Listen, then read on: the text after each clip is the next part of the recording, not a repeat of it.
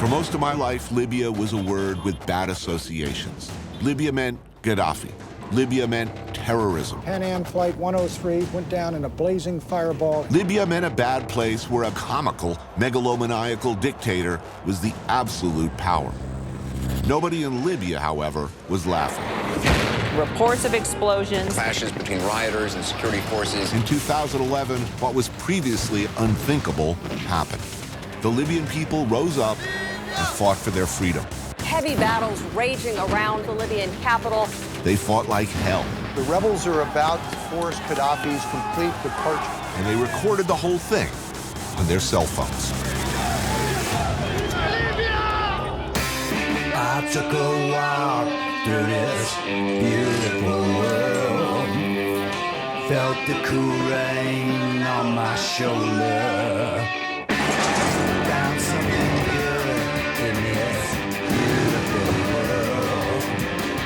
I felt the rain getting colder. Sha-la-la-la-la, sha-la-la-la-la-la, sha-la-la-la-la, sha-la-la-la-la-la.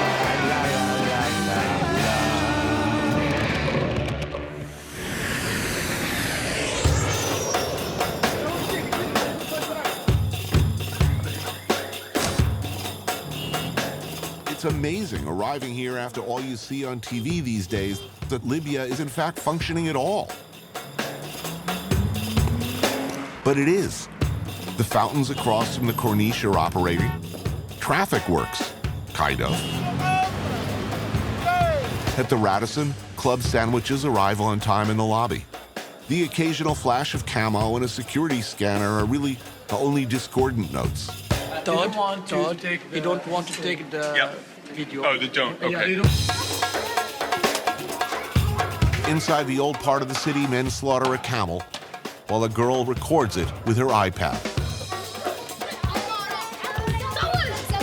No? Did I help? Okay. You say no.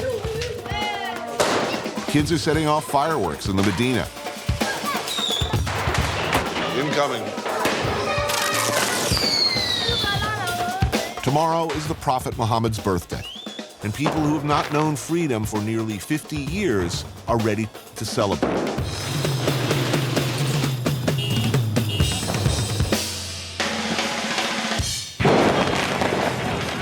Martyr Square is filled with families, kids, teenage skater boys, and hotshots on motorcycles. It's wild. And almost giddily happy.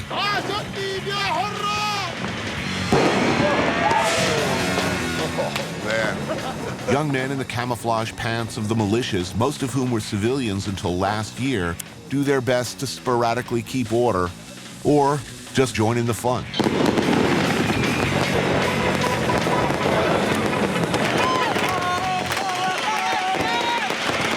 Every kid above the age of 5 seems to have been issued a lighter and a fistful of fireworks. Ambulances idle on the margins of the square to treat fireworks-related injuries, of which there will be many. No, no, no!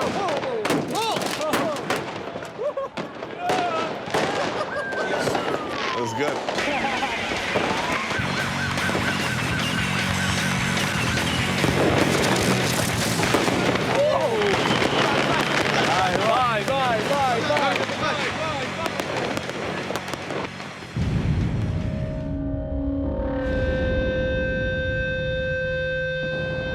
This is Tripoli, after 42 years of nightmare. How to build a whole society overnight and make it work in one of the most contentious and difficult areas of the world is what people are trying to figure out.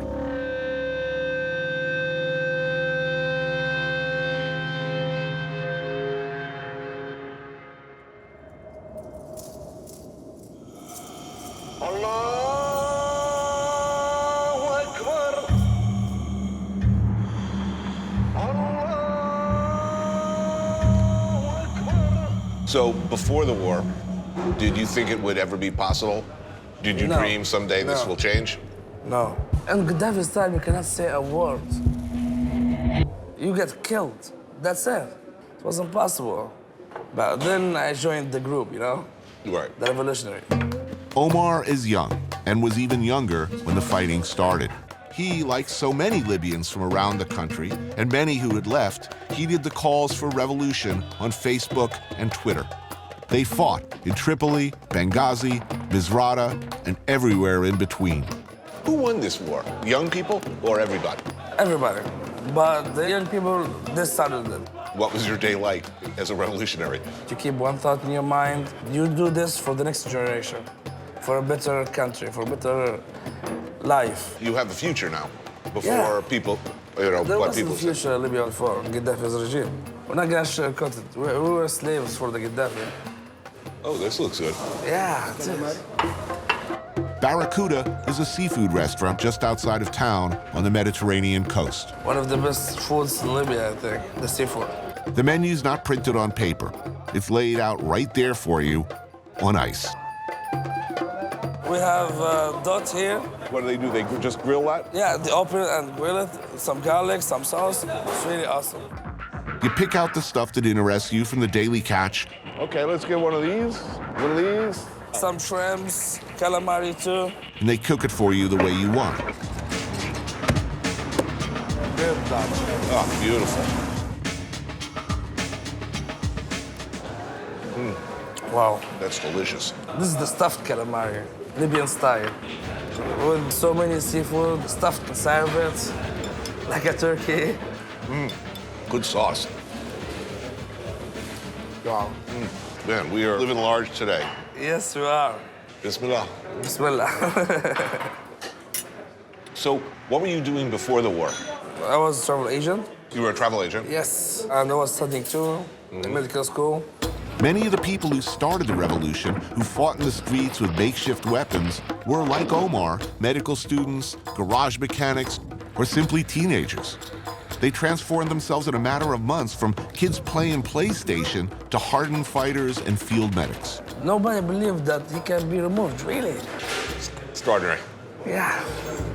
How quickly after the uprising started did you begin to think that, wow, this is possible?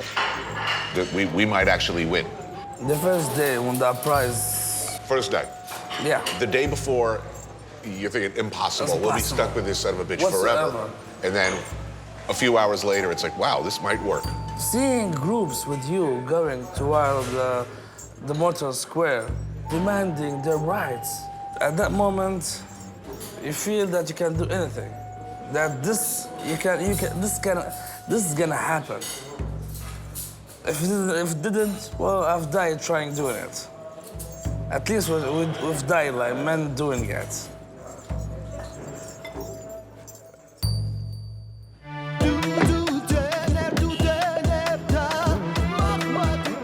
So much has changed around town.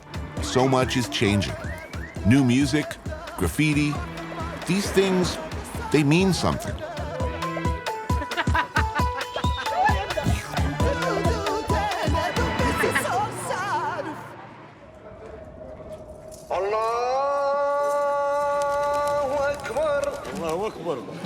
But centuries of strict social and religious values keep some things solidly the same. Alcohol, for instance, is strictly forbidden. Men and women follow hierarchical roles as before. Since the revolution, there's a tug-of-war over what is acceptable.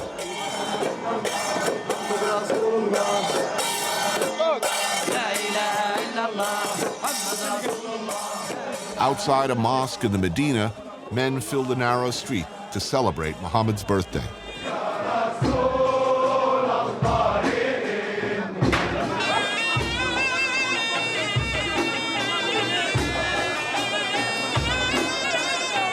Snacks are passed around. Women watch and record from the rooftops.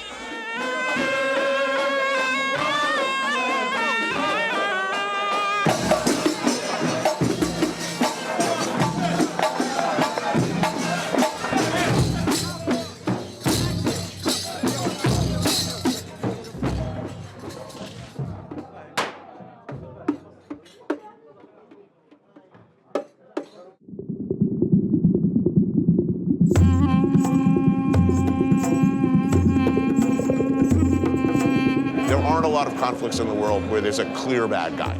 Clearly there was a bad guy here. Exactly. I mean, the one thing about Gaddafi is he believed he was the most important human being almost that had ever existed. I mean, he changed the names of the months. He changed the date of the Islamic calendar. Such megalomania.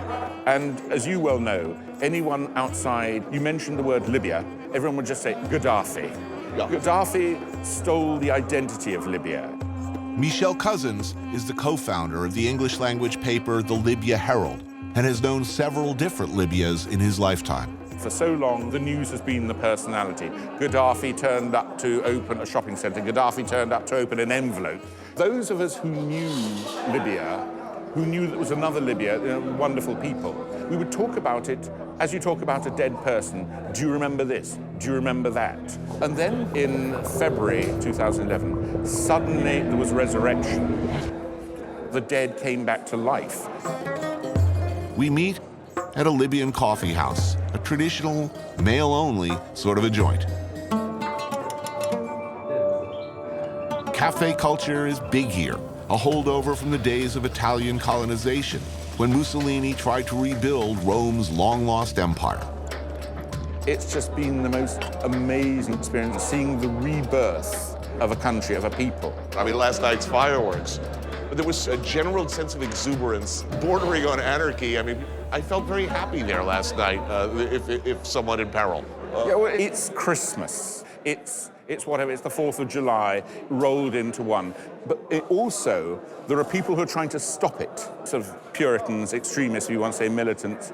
And what has happened is people have come out in defiance of that. They're showing, we want to have fun. And remember, for a long time in Libya, you couldn't have fun.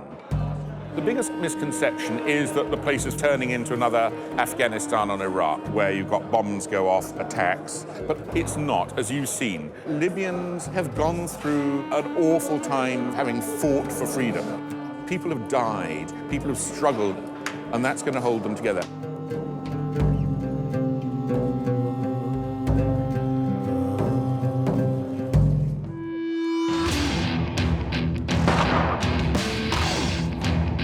Kids are selling fireworks across from the Marcus Aurelius Arch.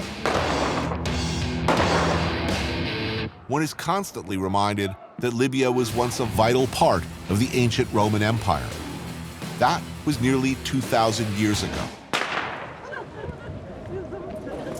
Tonight, I was told, was going to be an even bigger, wilder celebration in Martyr Square.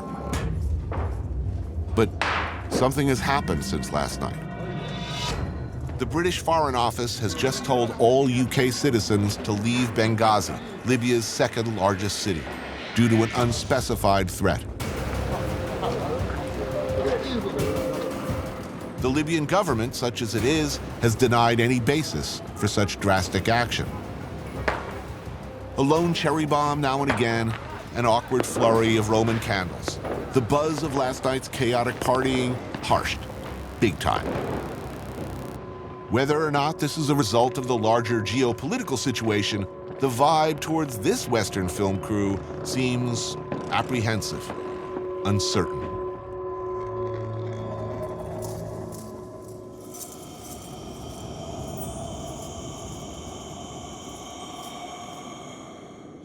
The following day feels better. Somewhat. Fresh produce is for sale on Tripoli streets. If you're a small restaurant or shopping for a big family, you bring cash, a wheelbarrow, and load up with what you need. But revolution has brought changed tastes. Libyans, especially young Libyans, hunger for more than just freedom.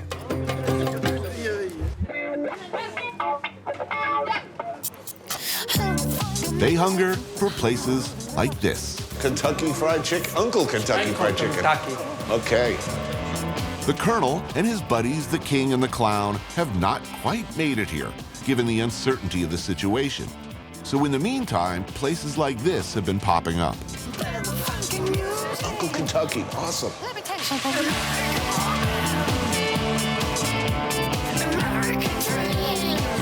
Do you know where Kentucky is? The Kentucky is from USA. The part, yeah. Yeah. This place is new? Yeah, he's new. Before the Gaddafi, he don't... Impossible. Yeah.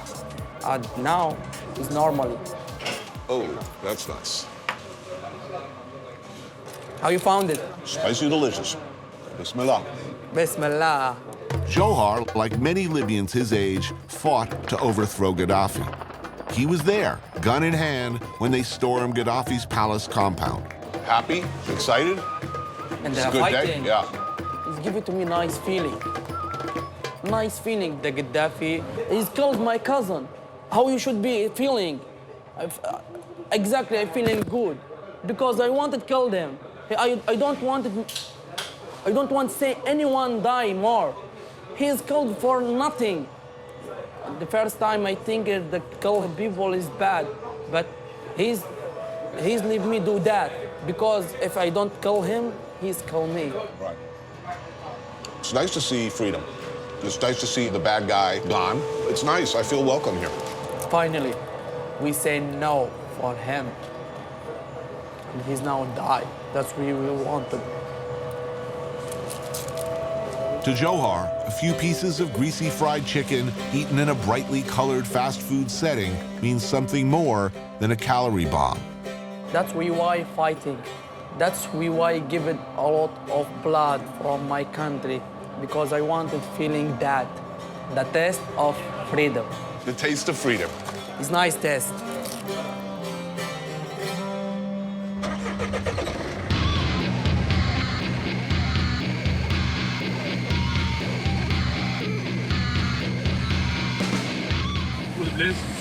Good.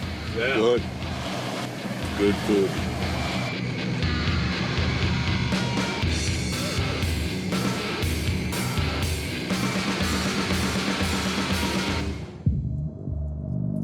Outside Tripoli's center, there's this. One-time axis of all power and untold evil. A huge complex of sinister offices, barracks, residences, on top of a rabbit warren of secret tunnels and underground facilities.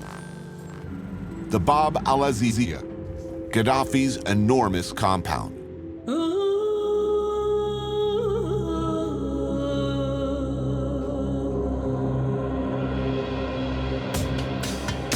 Most everything belonging to or associated with Gaddafi was destroyed. NATO continually bombed strategic locations within the compound, and on August 23, 2011, it fell to the rebels, Gaddafi and his family having fled.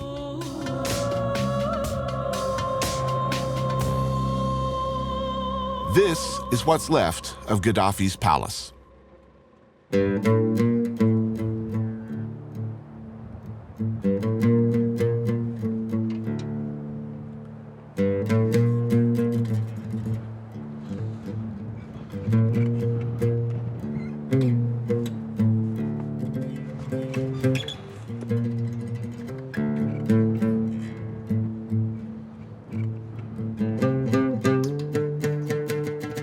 when's the last time you were here? Last time the revolution is finished. The machine is going first fighting. After that, the people who have the guns. After that, coming a lot of people, normal people, listening about something expensive here, like the salt and like the gold. And Stop now. What? They want us to stop filming right now. Okay. While talking, we didn't notice several pickup trucks of local militia had closed in on us. No, stop. I've stopped. Okay, you stop. Just relax. No, relax. what's happening? This is their turf or their area of operation or somehow under their control. Whatever the case, they're the group in charge today. An argument ensues between our guys and their guys, all of whom fought against the same forces on this ground a year ago. I'm asking you guys to step that side. You want to delete the tape, just leave. They say that you have to delete what you've got. Let's leave. Okay, let's go. Let's go. Go. Hold it down. Hold it down. Hold it down.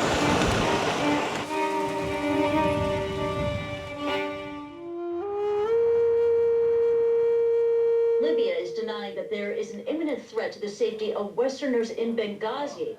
This follows Britain's advice on Thursday that Westerners should get out of the city, warning of a specific and imminent threat.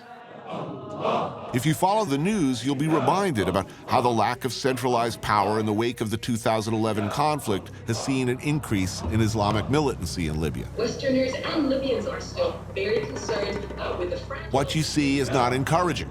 Kidnappings in Algeria, unrest in Mali, terrorist cells to the south, deadly riots in Egypt, and of course, extremist attacks in Benghazi that killed the U.S. ambassador.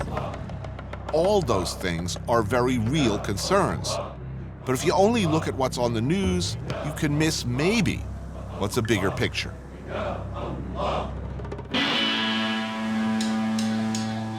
Another morning in Tripoli, and life goes on. Vendors are out, people go about their daily routines.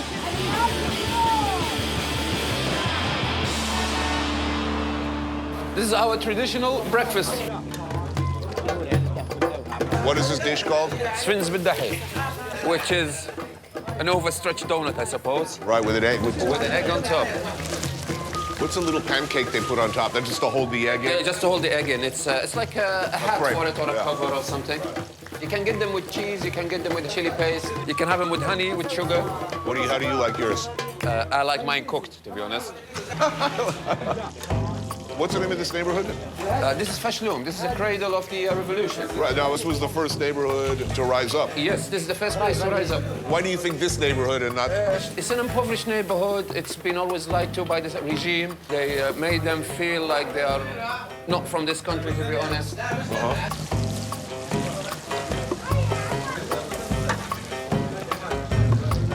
We start with Bismillah. Bismillah. And we go for it. Oh, yeah, dip it right in the egg. And dip it in the egg. Delicious. So where were you when it all started? I was in London. Well, actually in Manchester at the time. What? And by the 27th, I was in Libya.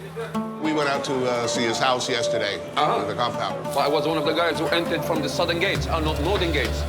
Akram is in the security business, a thriving industry here, as you could probably imagine. A lot of things happen in a lot of different parts of the country, sort of simultaneously. Kind of amazing that all of these people came together very fast. How did it happen? Yeah. Easy. Twitter. Yeah. It was really like that. Yes. We sent so much information to NATO via Twitter. We get a phone call from Tripoli or Benghazi or wherever. We get the coordinates via Google Earth. Right. We verify that there is a location there that needs to be hit. Send it to NATO at NATO, and then it's gone.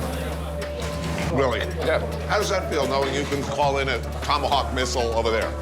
It's out of the movies. Did anyone think it was possible that in their lifetime they were going to see the end of this son of a bitch? Most people are telling me they never dreamed. I don't know if you can call them dreams, hopes, wishes. It was just something in the sky. Something I look at every night. Right. But when I hit that point and got into Misrata and stood on Gaddafi's body, any dream will come true. What's the situation now? It's fluid. It can swing any direction. Well, look, what happened in Benghazi a few months ago, I mean, what does this mean to the country? I think there is a dark, mysterious hand who doesn't like this country to prosper. They see system and organization as a big enemy to them. These dark hands are slowly getting diminished. It's a matter of time before we can get rid of them. How hard do you think that's going to be? Not hard at all. We got rid of Gaddafi, nothing else is hard. I like your attitude. The fluid situation in Libya has been intensifying since our arrival, and we've had to change our behavior, constantly moving. Shouldn't I be wearing, one of those cool, journalist safari jackets at this point? So it seemed a good time, or maybe not, saddle up, to go to Misrata. Just watch this down at your feet there, Tony. Yeah. Okay, guys, we can go. Roger that. Since the revolution, Misrata's been the most secure city in Libya. But over the last 2 weeks, in a hail of bullets and hand-thrown grenade attacks, an imam, security forces, and a police officer have all been killed.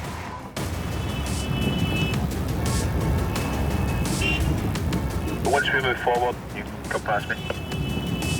All along the narrow, congested highway, there are checkpoints manned mostly by local militias. And I want to stress, most of them are friendly enough. We are, however, in a hurry to get to Misrata before dark.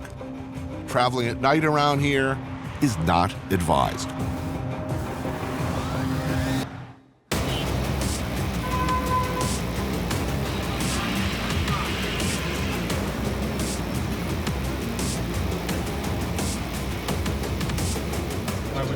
Drop the camera pretty soon. Yep.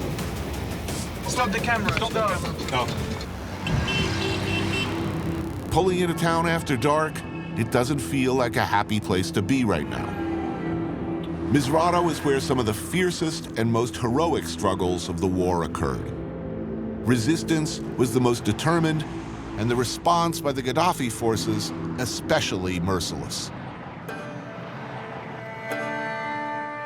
We've just learned that earlier in the day, a city councilman who was a hero of the revolution was assassinated, and it's not clear who's responsible. Misrata is on full lockdown. Another checkpoint. Looking around at the price this city paid for freedom, you can see why they don't want to lose what they fought so hard for.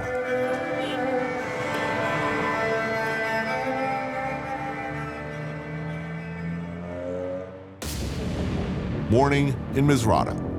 How's the vibe? It's all quite quiet and cool at the moment. Daylight reveals the extent of the fighting that took place here not so long ago.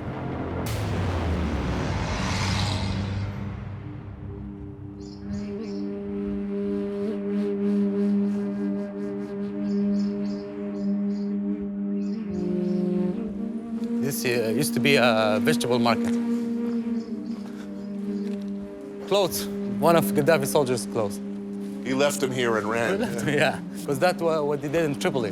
Yeah. When we entered the city, they just moved their clothes and ran away in the streets, so nobody would know who are they. This is Hamid, one of the guys we called the Misrata boys. Basically militia members from the area who looked out for us here and in Tripoli when things started to get hinky in neighboring Algeria and in Benghazi. That is a seriously up tank. His job these days is hunting down former Gaddafi supporters. So the Gaddafi forces rolled in. They would use these tanks to fire on Around the city. Around. Yeah, it was full of tanks here. This was the operation room here.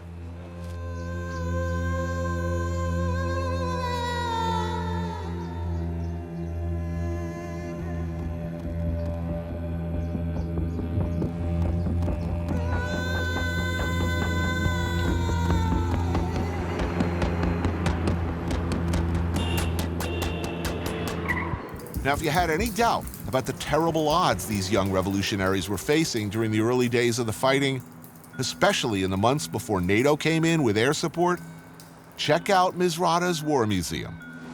What did this fire? It's fire rocket, homemade, and there's a rocket here, we put it here, and fire with the battery. Yeah. You had to have some serious courage to ride around with this thing. Why? We trust our people. There's a lot of homemade things here. This is homemade too.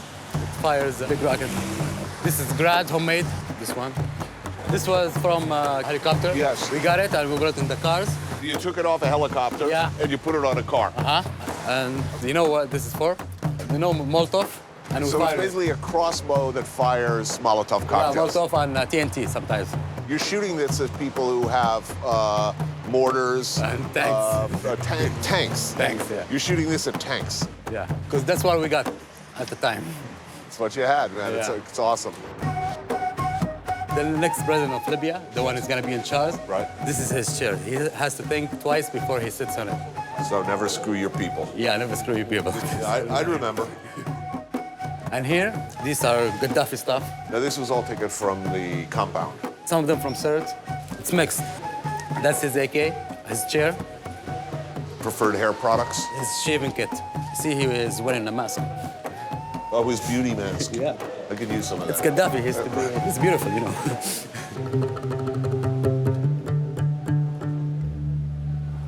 And this is the first martyr in Misrata. That's the first? Yeah, that's the first one. Who was he? He Not was a like soldier? a businessman. No, he's just a normal guy. They went out to protest the first rally, and somebody came in and shoot him. So the next day, the whole city came out. That's when everything started. These are photos of those killed during the uprising, combatants and bystanders alike. Her name is Muna Jamaa bin Nasser. She was 6 years when she died.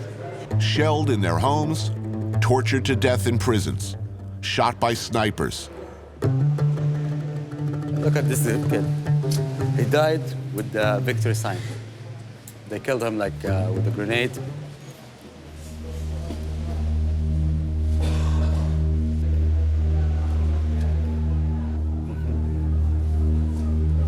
That's his lucky day.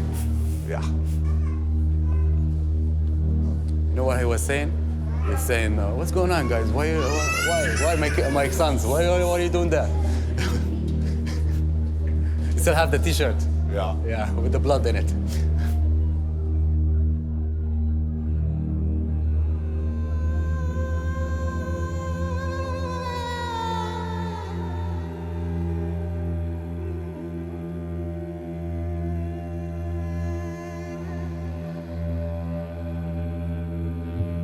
Know any of these people? Yeah, I know a couple of them. I knew a couple. This guy is Egyptian. Not even his fight, but he came. No, but he didn't want to leave. Both of them, they died in Sirte. And this died in Tripoli. These are brothers and sisters, 1, 2, 3, 4. They died in the same day and the same house. And the mother, when we found her, she was holding the kid. They were both dead, like, and holding each other. It was like a very sad moment.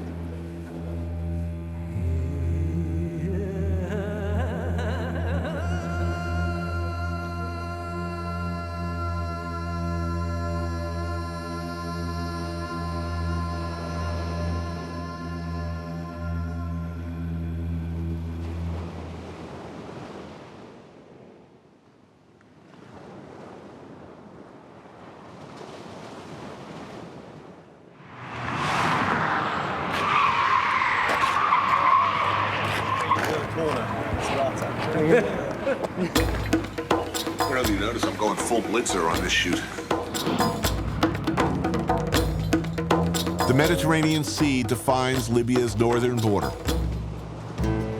In shacks built along the coast, people get together on weekends to do what people do everywhere in the world in one form or another since the beginnings of society. Like barbecue? Who does not like barbecue? Here he is. They sure like them here. Chase down an animal?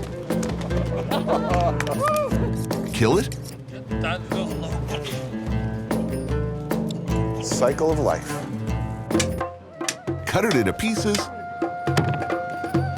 and throw it on a flame. So all these people are freedom fighters, ex-freedom fighters. Right. So just now chilling, having fun, making barbecue. To start, they grill the lamb in small pieces with a few veggies. Not a beer, but something like it. Yeah, I've been about a week without alcohol of any kind. And I'm enjoying my new clean living lifestyle. Balls. Balls, yeah. Yeah, balls. That's hospitality. I've said it before, I'll say it again. Barbecue may not be the road to world peace, but it's a start. People in Misrata are good. Yeah. Relax.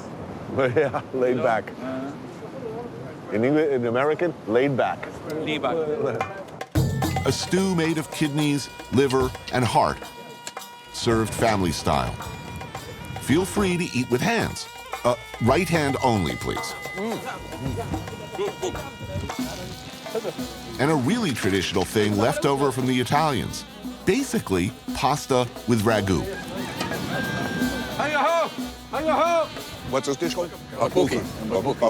Because when it's the sound, it means it's ready. Oh, yeah? Yeah. It's good. So the Italians left you one good thing. Yeah. A few nice buildings and pasta. And pasta, yeah.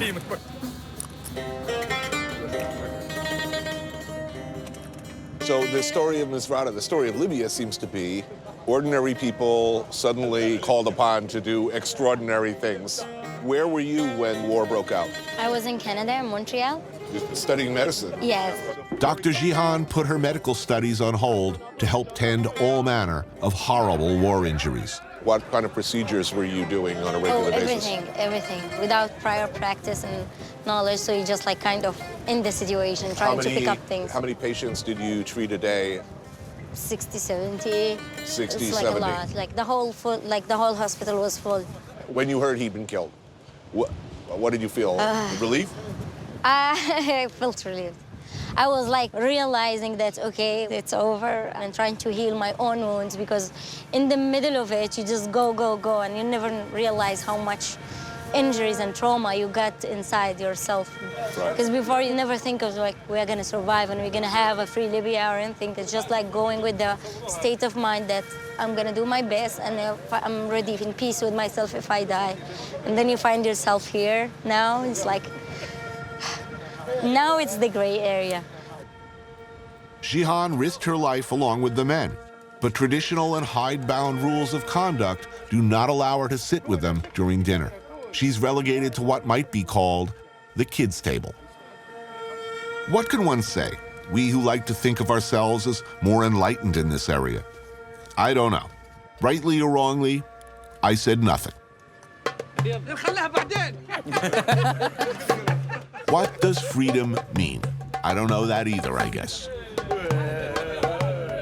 For sure, it does mean the freedom to enjoy an afternoon no one thought possible only a little while ago.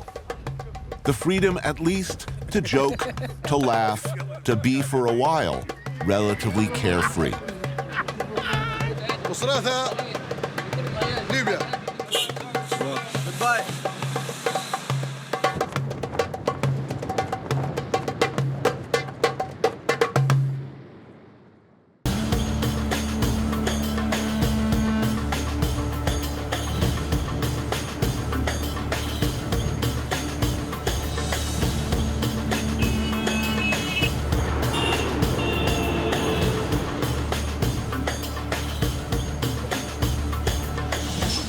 The road to Tripoli, a healthy breakfast.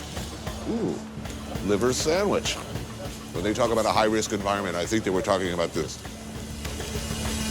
That's good.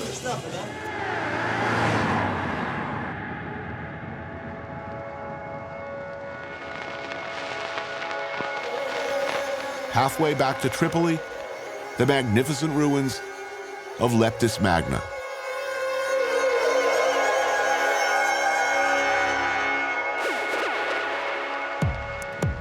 Arguably the most intact remains of a Roman city in the world. It's worth noting that at one time, the emperor of all Rome was himself Libyan. It's pretty amazing. Born right here.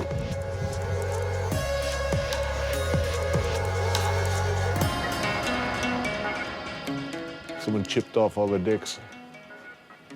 Not that I was looking.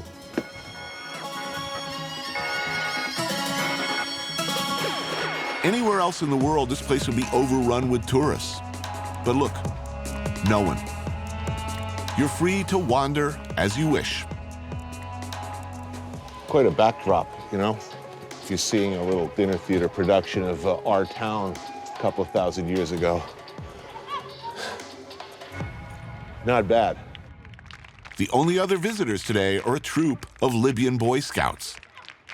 Bizarrely enough, Gaddafi himself was once a scout, and this was one of the only organizations allowed to remain independent of the government. Maybe I should go down there and introduce myself to my former comrades. Exchange some Boy Scout lore. Yes, yes, I was once a Boy Scout too. Salam alaikum, hello. Drilled into their heads is something that was long ago drilled into mine. I promise to be trustworthy, loyal, helpful, friendly, courteous, kind, obedient, cheerful, thrifty, brave, clean, and reverent.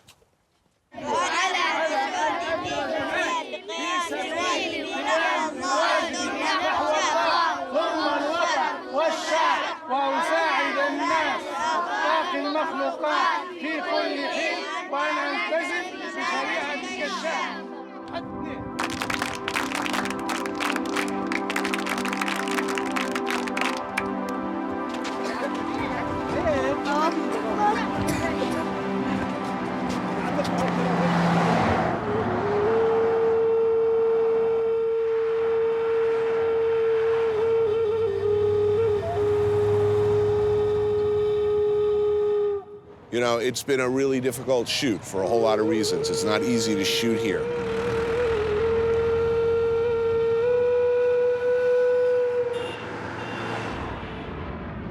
But in spite of all that, for me, this was a happy show.